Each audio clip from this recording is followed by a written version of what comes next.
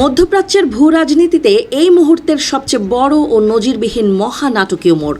ভেঙে চূর্ণ বিচূর্ণ হয়ে গেল ওয়াশিংটন আর তেল আবিবের দীর্ঘদিনের সাজানো ব্লুপ্রিন্ট। যেই ইরানকে গুঁড়িয়ে দিতে এক যৌথ যুদ্ধের দামামা বাজানো হয়েছিল, সেই ইরান যুদ্ধই শেষ পর্যন্ত আমেরিকার গত ২৫ বছরের ইতিহাসে সবচেয়ে বড় সামরিক ব্যর্থতা হিসেবে আছড়ে পড়ল। তেহরানের শাসন ব্যবস্থা উপড়ে ফেলার মার্কিন ইসরায়েলি চক্রান্ত কেবল ব্যর্থই হয়নি, বরং এই সংঘাতের সমাপ্তি পুরো মধ্যপ্রাচ্যের মানচিত্রকে এক নতুন বাস্তবতার মুখোমুখি দাঁড় করিয়ে দিয়েছে। ইসরায়েলের প্রধানমন্ত্রী বেনিয়ামিন নেতানিয়াহুর বহু আকাঙ্ক্ষিত স্বপ্ন ছিল এক পুনরুজ্জীবিত গ্রেটার ইসরায়েল গঠন করা, যার একক আধিপত্য থাকবে পুরো অঞ্চলে। আব্রাহাম অ্যাকর্ডের ব্যর্থতা ঢাকতে এবং সৌদি আরবকে চাপে ফেলতেই মূলত ইরানের বিরুদ্ধে এই যুদ্ধ বাঁধানো হয়েছিল।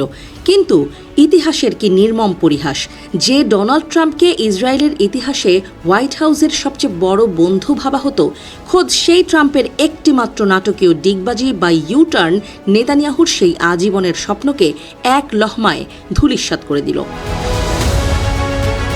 নেতানিয়াহুর পাতা এই মরণ ফাঁদে পা দিয়ে ট্রাম্প যখন বুঝতে পারলেন ইরান কোনো সাধারণ প্রতিপক্ষ নয় এবং তারা সহজে আত্মসমর্পণ করবে না, তখনই ৮০ বছর বয়সী এই মার্কিন প্রেসিডেন্ট মানসিকভাবে যুদ্ধ থেকে হাত গুটিয়ে নেয়ার সিদ্ধান্ত নেন। ট্রাম্পের সামনে তখন নিজস্ব রাজনৈতিক সংকট, মার্কিন মুলুকে আকাশচুম্বী মূল্যস্ফীতি, জ্বালানি তেলের রেকর্ড দাম, নিজের জনপ্রিয়তায় ধস এবং আসন্ন মধ্যবর্তী নির্বাচনে পরাজয়ের স্পষ্ট আশঙ্কা। ফলে নিজের পিঠ বাঁচাতে ট্রাম্প যখন ইরানের সাথে আকস্মিক চুক্তিতে সই করলেন, তেল আবিবের ক্ষমতার অলিন্দে তখন যেন আকাশ ভেঙে পড়ল। ইসরায়েলি সামরিক বিশ্লেষক আর গণমাধ্যমগুলো এই ঘটনাকে নেতানিয়াহুর ইতিহাসের সবচেয়ে বড় নিরাপত্তা ব্যর্থতা হিসেবে আখ্যা দিচ্ছে।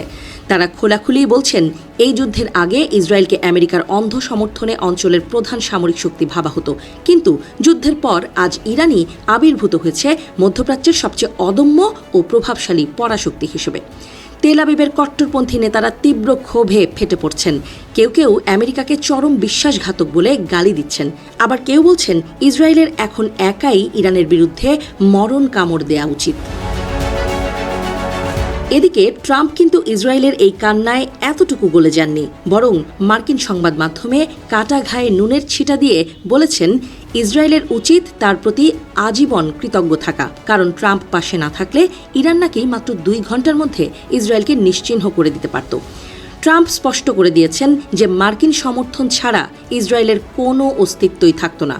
এই প্রকাশ্য হুঁশিয়ারি ওয়াশিংটন এবং তেল আবিবের ২৫ বছরের ইতিহাসে প্রথম এক অভূতপূর্ব ও প্রকাশ্য ফাটল ধরিয়ে দিল, যা আগামী প্রজন্ম পর্যন্ত অনুভূত হবে। এই যুদ্ধের পর ইরান এক অপরাজেয় আঞ্চলিক শক্তি হিসেবে মাথা উঁচু করে দাঁড়িয়েছে। মার্কিন সামরিক বাহিনীর সবচেয়ে ভারী আর নিখুঁত বোমা হামলার মুখেও ইরানের ক্ষেপণাস্ত্র বহর এবং পারমাণবিক প্রযুক্তি অক্ষত রয়ে গেছে। তেহরান হয়তো উচ্চ সমৃদ্ধ ইউরেনিয়াম সাময়িকভাবে ত্যাগ করেছে, কিন্তু তাদের হাজার হাজার পারমাণবিক বিজ্ঞানী ও প্রযুক্তিগত জ্ঞানকে বোম মেরে উড়িয়ে দেয়া অসম্ভব। একই সাথে লেবাননের এবং ফিলিস্তিনের মিত্রদের সাথে ইরানের বন্ধন এই যুদ্ধের আগুনে পুড়ে আরও শক্ত হয়ে সমন্বিত এক সামরিক ইউনিটে পরিণত হয়েছে। এই নাটকীয় পরিবর্তনের ধাক্কায় মধ্যপ্রাচ্যের ধনী উপসাগরীয় দেশগুলো এখন এক চরম অনিশ্চয়তা আর আতঙ্কের সাগরে হাবুডুবু খাচ্ছে। এতদিন মার্কিন সামরিক ঘাঁটির যে নিরাপত্তা ছাতার নিচে তারা নিশ্চিন্তে ঘুমাত, ইরানের ড্রোন আর ক্ষেপণাস্ত্রের সামনে তা তাসের ঘরের মতো ভেঙে পড়েছে। বাহরাইন বা কুয়েতের মতো দেশগুলো এখন নিজেদের অস্তিত্বের সংকটে কাঁপছে। পরিস্থিতি এমন দাঁড়িয়েছে যে হরমুজ প্রণালী দিয়ে নিজেদের তেল ও গ্যাস বাণিজ্য সচল রাখতে এখন উপসাগরীয় ধনকুবেরদের পরোক্ষভাবে ইরানের ইচ্ছের ওপরই নির্ভর করতে হচ্ছে। আঞ্চলিক ক্ষমতায় মার খেয়ে এবার নেতানিয়াহু আরও হিংস্রভাবে ফিলিস্তিনিদের উপর ঝাঁপিয়ে পড়তে পারেন বলে আশঙ্কা করা হচ্ছে। গাজায় হয়তো দখলদারিত্বের পরিধি আরও বাড়ানো হবে, কিন্তু রক্তাক্ত গাজা যে এত সহজে মচকাবে না তা গত কয়েক মাসের প্রতিরোধেই প্রমাণিত।